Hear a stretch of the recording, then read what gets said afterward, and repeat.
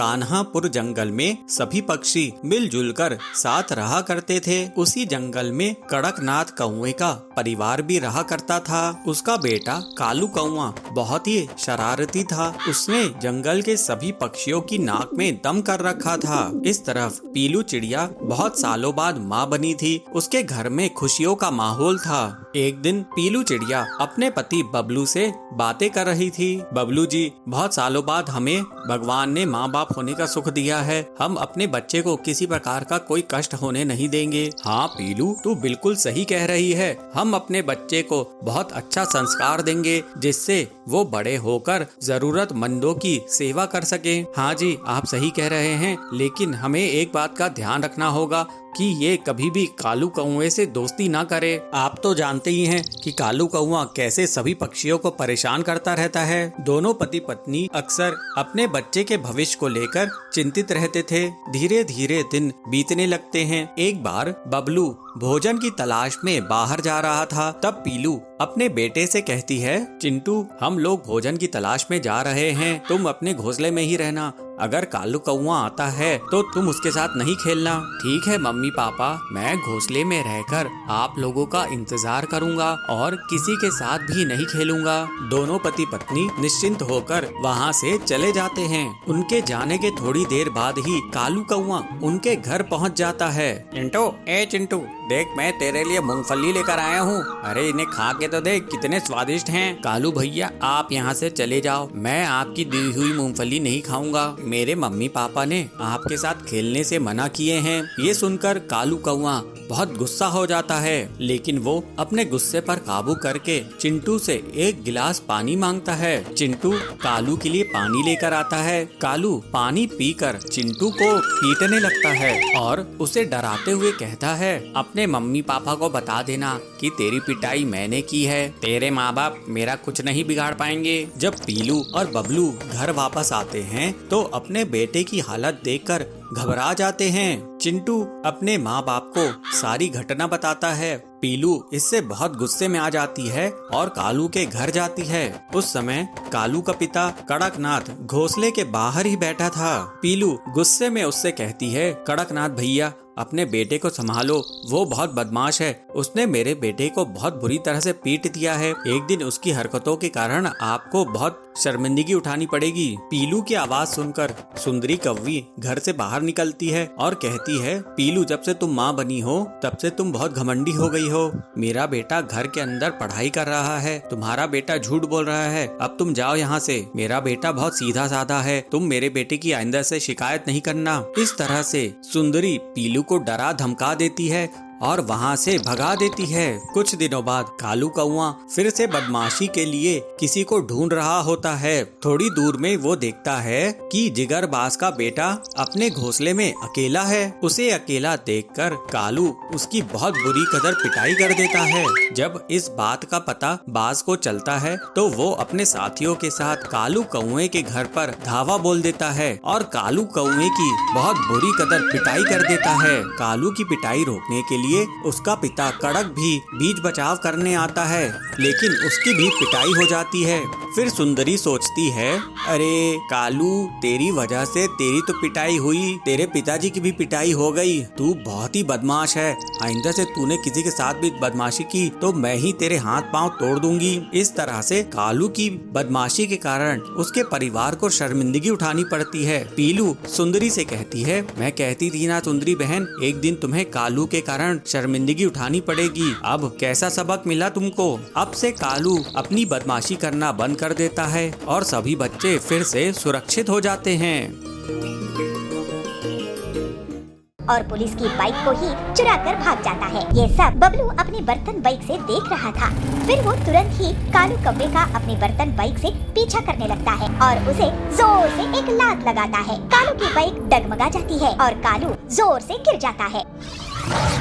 बिलासपुर में बबलू नाम का कबूतर रहता था। वो किसी भी चीज से कोई भी सामान बनाने की हुनर रखता था, जैसे प्लास्टिक की बोतल से नाव बनाना, कार्डबोर्ड से सजावटी सामान बनाना वगैरह। ये बात उसकी माँ पीलू को पसंद नहीं थी। बेटा बबलू, तू हमेशा कुछ ना कुछ करता ही रहता है, लेकिन काम की एक भी चीज नहीं करता। आखिर कब सुधरेगा तू? तेरी शादी भी तो करवानी है। माँ, मैं काम करके जितना पैसा कमाता हूँ उतने में घर का खर्चा तो चल जाता है ना। तुम मुझे ताना कब बंद करोगी? घर खर्च का जितना पैसा आता है उतना तो तू घर के सामान से फालतू की चीजें बनाने में लगा देता है। घर की पूरी बोतल्स, घर की अलमारी की लकड़ी सब बेकार गई। मैं इतनी मेहनत मजदूरी करके घर चला रही हूँ और एक तू है कि सारा सामान कबाड़ा कर देता है। माँ, मुझे कुछ दिन और दो, तुम जरूर एक दिन मुझ पे गर्व करोगी।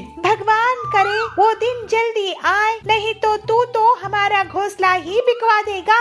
इस तरह से कुछ दिन और बीत जाते हैं। एक बार बबलू के घर में बर्तन दिखाई नहीं दे रहे थे तो उसकी माँ उसे आवाज लगा के कहती है, बबलू, ओ बबलू, कहाँ है तू? हाँ माँ, क्यों आवाज दे रही हो? बताओ क्या काम है? बेटा, लगता है घर में चोरी हो गई है। एक भी बर्तन दिखाई नहीं दे रही है। चल हम पुलिस स्टेशन में कंप्लेंट करते हैं। नहीं माँ, बर्तन कहीं नहीं गए हैं। आओ अपने घोंसले के पीछे चलो, मैं तुम्हें दिखाता हूँ। फिर बबलू अपनी माँ को घोंसले के पीछे लेके जाता है और वहाँ बर्तनों से बनी एक मोटरसाइकिल दिखाता है और बबलू कहता है, माँ ये देखो, है ना कमाल की चीज। अरे नालायक, ये क्या कर दिया तूने? अब मैं घर का खाना किसमें बनाऊंगी? ये बर्तन की बाइक कौन चलाएगा? तू तो मुझे बर्बाद ही कर देगा। तभी वहाँ सुंदरी आती है। अरे पीलू, ये बबलू को क्यों मार रही हो? इसने ऐसी मोटरसाइकिल बनाई है कि सब इसे देखते ही रहेंगे। नहीं सुंदरी बहन, ये बबलू पता नहीं कब मुझे तंग करना बंद करेगा। जंगल में कालू कौवा मोटरसाइकिल बाइक्स चोरी करता था। घर से या बाजार से वो बाइक चुराने में कामयाब हो ही जाता था। पक्षी उसकी कंप्लेंट लेकर पुलिस बाज के पास पहुँचे। इंस्पेक्टर बाज जी, हमारी बाइक रोज चोरी हो रहे हैं, आप कुछ कीजिए ना। औजार तो मेरे 5 साल में बेटे की बाइक भी चुरा के ले गया। मैं तो लुट गया इंस्पेक्टर भाईजान। लगता है ये काम कालू कौवे का है। एक बार हाथ लग जाए तो मैं उसे बड़ी जेल में डलवा दूंगा। लेकिन उसके लिए आपको कितना टाइम लगेगा इंस्पेक्टर साहब? इतने दिनों में तो वो सारे जंगल की बाइक्स चुरा लेगा और किसी के पास मोटरसाइकिल बाइक्स नहीं बचेंगे। बंटी जी, कालू को जो कोई भी पकड़वाने में पुलिस की मदद करेगा, मैं उसे सरकार से 50,000 का इनाम दिलवाऊंगा। इस तरह से सभी वहाँ से चले जाते हैं। कालू ये सब दूर बैठकर सुन रहा था। ऐसा क्या, मुझ पर इनाम? अब मजा चखाऊंगा इन पुलिस वालों को। मैं इनकी ही बाइक चुरा के भाग जाऊंगा और इन्हें पता भी नहीं चलेगा। थोड़ी देर बाद ही पुलिस स्टेशन में कालू कौवा मच्छर मारने की दवाई से धुआं धुआं कर देता है और पुलिस की बाइक को ही चुरा कर भाग जाता है। पुलिस बाज का सर चकरा रहा था, वो कुछ नहीं कर पाया। ये सब बबलू अपने बर्तन बाइक से देख रहा था। फिर वो तुरंत ही कालू कौवे का अपनी बर्तन बाइक से पीछा करने लगता है और जल्दी ही बबलू कालू की बाइक के पास पहुंच जाता है और उसे जोर से एक लात लगाता है। कालू की बाइक डगमगा जाती है और कालू जोर से गिर जाता है। बबलू अपनी बर्तन बाइक से कालू को पकड़ने में कामयाब होता है और फिर उसे पुलिस स्टेशन लेके आता है। अरे ये क्या, ये कौन सी नायाब बाइक है जिससे तूने मुझे पकड़ा है? ये मेरी स्पेशल बर्तन बाइक है। ऐसी बाइक तो मैंने पहले कभी नहीं देखा। और अब तुम ऐसी बाइक को क्या, कैसी भी बाइक को नहीं देख पाओगे, क्योंकि अब तुम जेल में पड़े रहोगे। फिर अगले दिन पूरे जंगल के सामने बबलू को पुलिस के द्वारा पूरे 50,000 का इनाम दिया जाता है।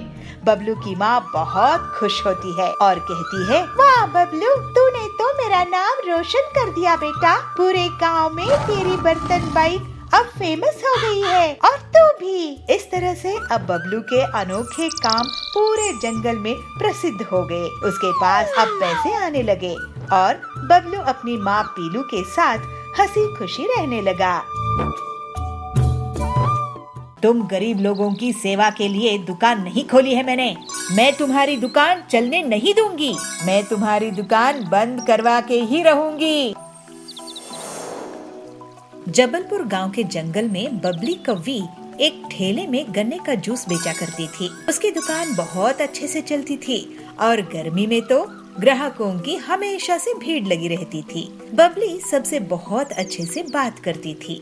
ऐसे ही बहुत समय तक काम करते हुए उसने बहुत पैसे कमाए और फिर कालू कौवे से शादी कर ली। अपनी सफलता के कारण उसको बहुत घमंड हो गया था और वो गरीब ग्राहकों से बदतमीजी से बात करती थी। बबली दीदी, मुझे 2 ग्लास ताज़ा गन्ने का जूस देना, मैं आपको पैसा कल दे दूंगा। अगर कल पैसे देने हैं तो कल ही जूस पीना। तुम गरीब लोगों की सेवा के लिए दुकान नहीं खोली है मैंने। अरे बबली दीदी, आप ऐसे कैसे बात कर रही है? मैं तो आपका रेगुलर ग्राहक हूँ। देखो बंटी भैया, पैसे रखो और जूस पियो। और हाँ, आज से गर्मी शुरू हो रही है ना, आज से 20 रुपया ग्लास नहीं बल्कि 40 रुपया ग्लास गन्ने का जूस मिलेगा। इस तरह से बबली बहुत घमंड हो चुकी थी। गरीब ग्राहकों से पैसे रखवाती थी, फिर गन्ने का जूस देती थी। कोई गन्ने का जूस नहीं बेचा था जिसकी बबली फायदा उठा रही थी। लेकिन अगले ही दिन बबली की दुकान के सामने पीलू चिड़िया अपना गन्ने का जूस का ठेला खोलती है। उसकी दुकान चलती देखकर बबली उसे जलने लगती है। पीलू चिड़िया, तुम मेरे ठेले के सामने गन्ने का जूस क्यों बेच रही हो? मैं तुम्हारी दुकान चलने नहीं दूंगी। अरे सुंदरी दीदी, गुस्सा मत करो। जंगल में इतने ग्राहक हैं कि हम दोनों की दुकान अच्छे से चल सकती है। पीलू की बातें सुनकर बबली चुप हो जाती है। पीलू अपने ग्राहकों से बहुत अच्छे से बात करती थी, जबकि बबली अभी भी बहुत घमंड से रहती थी। जल्द ही पीलू की दुकान में भीड़ लगने लगती है, क्योंकि वो गन्ने का जूस को सिर्फ 15 रुपए में बेचा करती थी। ये पीलू तो बहुत ही चालाक निकली, सस्ते दामों में जूस बेच रही है। इसकी दुकान बंद करवा दूंगी। मैं भी दाम कम कर देती हूँ, लेकिन उतने पैसों में मैं गन्ने का जूस नहीं बेचूंगी, बल्कि केमिकल वाला नकली मिलावटी जूस बेचूंगी। ग्लास का जंबो साइज बड़ा देखकर जंगल वाले मेरे ही पास आएंगे और पीलू की दुकान बंद हो जाएगी। फिर ऐसा सोचकर बबली अपने घर में केमिकल वाला जूस तैयार करती है और मन ही मन बहुत खुश होती है। जंबो गन्ने का जूस ले लो, जंबो गन्ने का जूस। इतने बड़े गन्ने का जूस कभी नहीं देखे होंगे। जंगल के पक्षी बबली की आवाज सुनकर उसकी दुकान की तरफ भागते हैं और ग्लास का साइज देखकर लालच में आ जाते हैं और सिर्फ कुछ ही मिनट्स में बबली के जंबो गन्ने का जूस बिक जाता है। देखा पीलू चिड़िया, मुझसे पंगा लेने का नतीजा, मैं तुम्हारी दुकान बंद करवा के ही रहूंगी। उसी दिन से पीलू की दुकान में ग्राहकों की कमी होने लगती है और अगले दिन से तो कोई भी उसकी दुकान नहीं जाता है। थोड़े ही दिनों में पीलू को दुकान बंद करने की नौबत आ जाती है। तभी एक दिन डॉक्टर हरिया उसकी दुकान पहुंचते हैं। पेलो, मुझे 1 गिलास जूस देना। बबली की दुकान में भीड़ है, मुझे लेट हो रहा है, नहीं तो मैं उसी की दुकान में जाता। ये लीजिए डॉक्टर सर। अरे वाह, ये बहुत ताज़ा है। ऐसा करो, तुम मेरे हॉस्पिटल में रोज 20 गिलास भेज दिया करो मरीज के लिए। पीलू ये सुनकर बहुत खुश हो जाती है और हरिया के मरीज उसके गन्ने का ताज़ा जूस पीकर ठीक हो जाते हैं। लेकिन तभी वहाँ बबली की दुकान से गन्ने का जूस पीने वाले पक्षी आते हैं और उल्टियाँ करने लगते हैं। अरे ये क्या, इन्हें तो उल्टियाँ हो रही है। उनका टेस्ट होता है और उनसे हरिया पूछता है कि वो लोग क्या खाए पिए थे। तब वो बताते हैं कि रोज वो बबली के यहाँ जूस पीते हैं।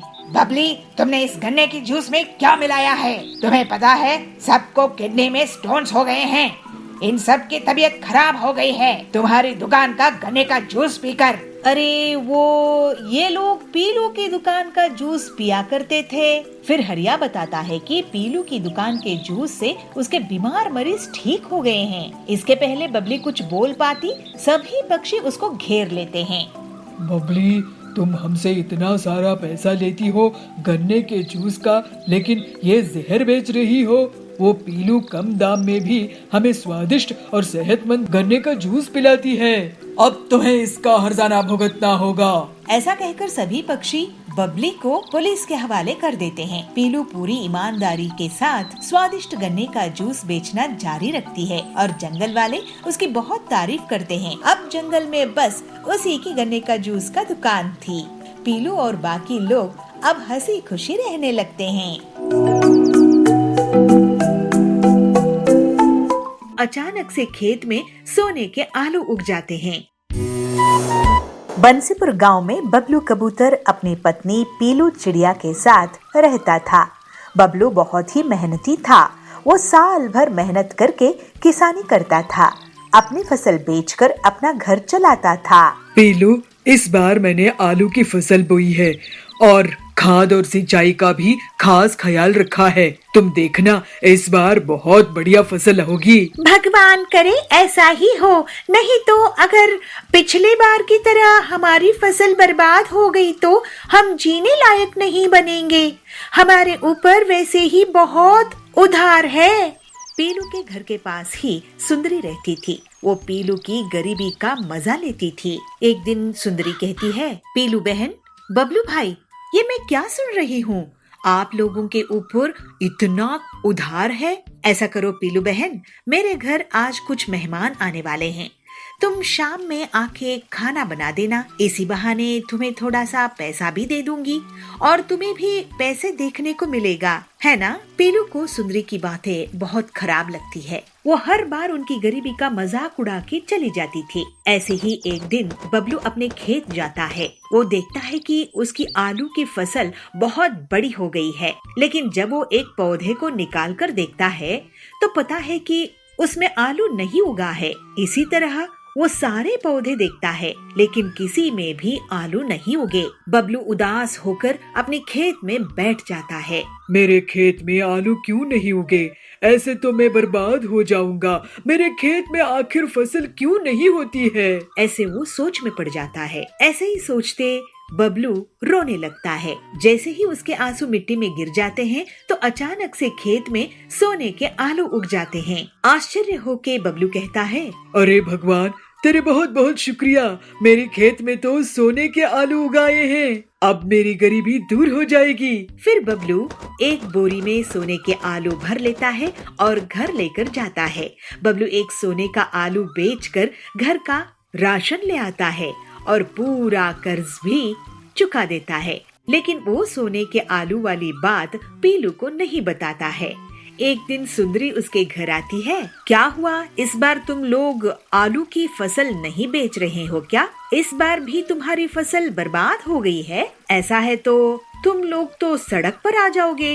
नहीं, इस बार फसल बहुत अच्छी हुई है। नहीं नहीं पीलू, बबलू इस बार फसल बिकाने के लिए बाजार गया ही नहीं। अब तुम ही सोचो कि तुम्हारा आगे क्या होगा।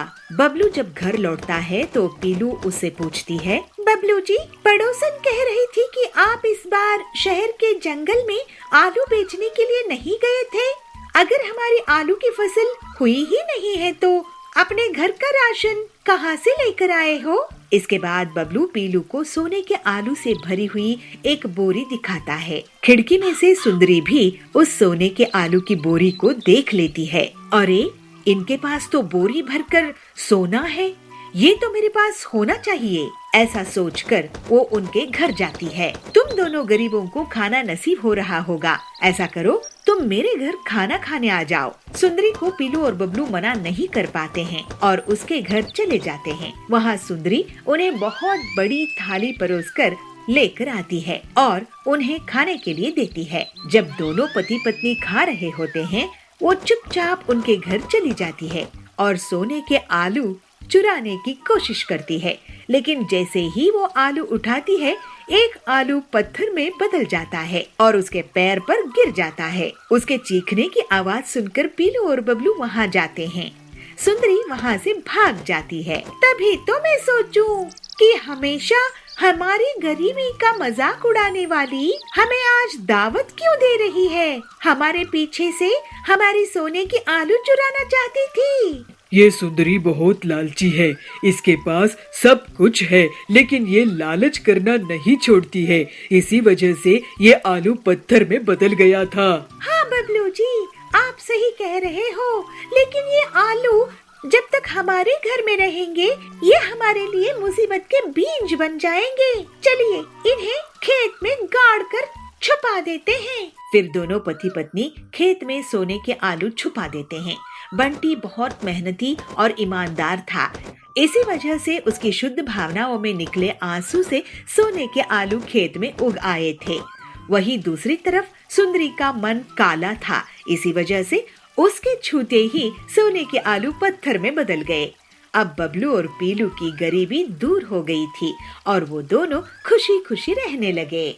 और उस कढ़ाई से सब्जी तब तक खत्म नहीं होती जब तक कि सभी ग्राहक खा नहीं लेते थे और उस कढ़ाई को उठाने की कोशिश करने लगते हैं। वो साधु बाबा कोई और नहीं थे, हनुमान जी ही थे। महादेवपुरी गांव के जंगल में पीलू अपना एक छोटा सा पराठे का ठेला चलाती थी। वो बहुत गरीब थी और उसका पति बंटी कबूतर फर्नीचर रिपेयरिंग का काम करता था। पीलू चिड़िया और बंटी दोनों हनुमान जी की भक्ति किया करते थे।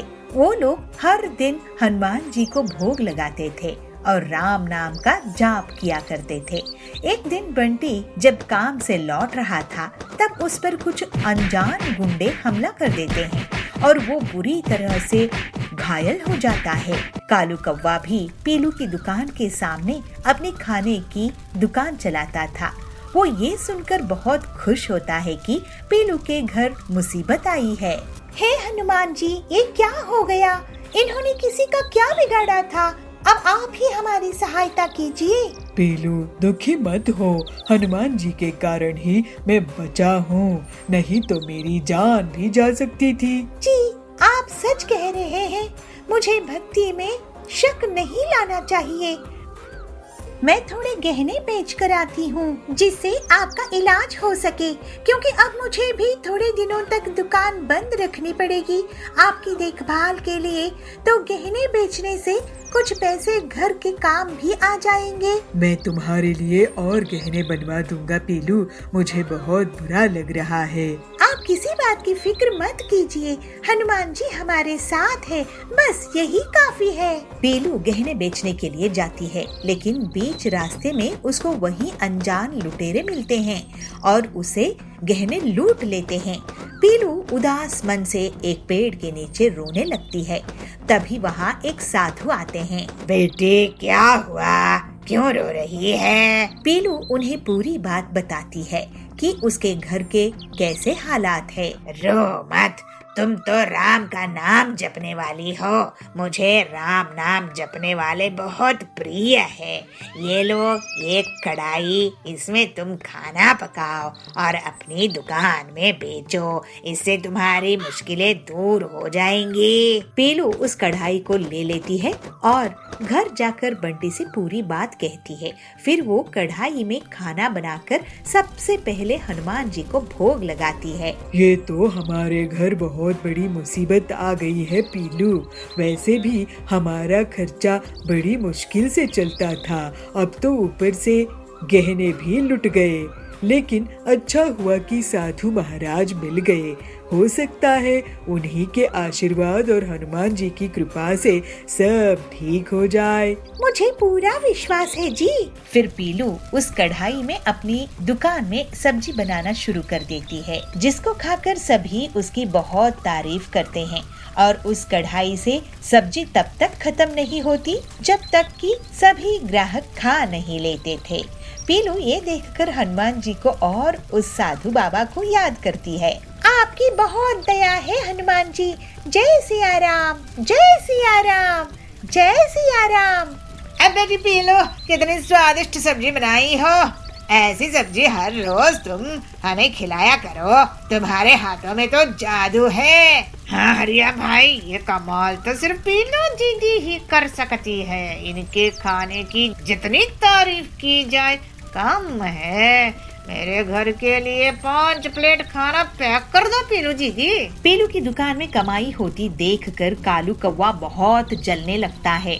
वो पीलू को नुकसान पहुंचाने के बारे में सोचता है। इसकी दुकान तो अब जोर शोर से चलने लगी है, मुझे इसकी काट निकालनी पड़ेगी, नहीं तो मेरी दुकान बंद हो जाएगी। इसके पास ये चमत्कारी कढ़ाई आई है कहाँ से? इसको मैं चोरी करवा लूंगा, उसके बाद ये लोग भिखारी हो जाएंगे। कालू उसी रात को उन अनजान बदमाशों से मिलता है और उन्हें पीलू के घर से कढ़ाई चुराने के लिए पैसे देता है। पीलू अपने घर में हनुमान जी की आरती करती है और बंटी को दवाइयाँ खिलाती है। इसके बाद दोनों पति पत्नी राम नाम का जाप करते हैं, खाना खाते हैं और वो सो जाते हैं। उनके घर अनजान बदमाश घुसते हैं और चुपचाप झांक कर देखते हैं। बंटी और पीलू आराम से सो रहे थे। वो सब अंदर आते हैं और उस कढ़ाई को उठाने की कोशिश करने लगते हैं, लेकिन तभी वो कढ़ाई अचानक से बहुत बड़ी हो जाती है और वो सारे बदमाश उस कढ़ाई के नीचे दब जाते हैं और चीख उठते हैं, अरे ये तो वही बदमाश है जिन्होंने मेरे गहने लूटे थे। पीलू की चिल्लाना देख बंटी उठता है और देखता है, इन्हीं लोगों ने मुझ पर हमला किया था। ये लोग साधु बाबा जी की चमत्कारी कढ़ाई चुराने आए थे। वो साधु बाबा कोई और नहीं थे, हनुमान जी ही थे। उन्हीं के ऐसे चमत्कार हो सकते हैं। हमें माफ कर दो हनुमान भक्तों, हमें तो कालू ने तुम्हारे यहाँ भेजा था। और फिर पीलू और बंटी पुलिस को बुलाते हैं और पुलिस उन बदमाशों को और उनके कहने पर कालू को पकड़ कर ले आती है। बंटी और पीलू हनुमान जी से प्रार्थना करते हैं, हे हनुमान जी, आपकी दया अपरंपार है, आपकी जय हो, जय सिया राम, जय हो। कालू अपने लालच के कारण जेल में जा चुका था। बंटी और पीलू अपनी मेहनत और हनुमान जी की भक्ति करते हुए दुकान चलाते हैं और उस कढ़ाई में खाना बनाते हैं। वो लोग हर रोज अब गरीब लोगों को मुफ्त में खाना भी देते थे और हंसी खुशी रहने लगते हैं। समोसे ले लो, गर्मा गर्म समोसे ले लो, स्वादिष्ट और ताजे समोसे ले लो। लंदनपुर में पीलू चिड़िया अपनी माँ बबली और अपने पिता टिल्लू के साथ रहा करती थी। टिल्लू समोसे का ठेला लगाता था। समोसे ले लो, गर्मा गर्म समोसे ले लो, स्वादिष्ट और ताज़े समोसे ले लो। एक बार खाओगे तो बार बार आओगे। तभी वहाँ पर सुंदरी कौवी आती है। टिल्लू भैया, मैं कब से आपका इंतज़ार कर रही थी, मुझे 4 समोसे दे दो। एक और ग्राहक उसकी दुकान पर आता है, हाँ भैया, मुझको 10 समोसे पैक करके देना। इस तरह से टिल्लू की आवाज़ सुनते ही जंगल के पक्षी उसके समोसे खाने के लिए दौड़ पड़ते थे और कुछ ही घंटों में उसके पूरे समोसे बिक जाते थे। दोपहर में पीलू चिड़िया अपने पिता के लिए भोजन लेकर आती है। पिताजी, आप लंच कर लीजिए, तब तक मैं समोसे बनाती हूँ। ठीक है बेटा, तू समझदारी से समोसे बनाना, तेल बहुत गर्म है। और फिर पीलू चिड़िया समोसे बनाने लगती है और टिल्लू भोजन करने लगता है। अच्छा पीलू, मैंने लंच कर लिया है, चल अब तू घर जा। लेकिन पिताजी, आपने तो मुझे इनाम दिया ही नहीं। अरे हाँ, मैं तो भूल ही गया था, ये ले तेरा इनाम। और टिल्लू पीलू को कुछ पैसे देता है। पीलू खुशी खुशी अपने घर वापस आती है। पीलू की माँ बबली उसका खाने पर इंतजार कर रही थी। आजा पीलू, खाना खा ले। इस तरह वे लोग हंसी खुशी अपना जीवन बिता रहे थे। एक दिन पीलू अपने पिता के लिए भोजन लेके जा रही होती है। तभी उसे सुंदरी मिलती है। अरे पीलू, तेरी माँ कहाँ है? आज तेरे पिताजी जब समोसे तल रहे थे तो गलती से उनके शरीर पर गरम गरम तेल डल गया। कुछ पक्षियों की मदद से वे अब अस्पताल में भर्ती है। तुम दोनों जल्दी से अस्पताल पहुंचो। फिर पीलू अपनी माँ के साथ अस्पताल पहुंचती है। डॉक्टर साहब, ये लो मेरा गुल्लक और इसमें से जितने पैसे हैं आप ले लो और मेरे पिताजी को जल्दी से ठीक कर दो। घर के पूरे पैसे टिल्लू के इलाज में खत्म हो जाते हैं। फिर 2 दिनों बाद टिल्लू को होश आता है। बबली अपने पति से पूछती है, ये सब कैसे हो गया जी? आज तक तो ऐसा नहीं हुआ था। आप ध्यान देकर काम नहीं कर रहे थे क्या? पता नहीं बबली, इतनी बड़ी गलती कैसे हो गई? इतने सालों में तो ऐसा कुछ भी नहीं हुआ था।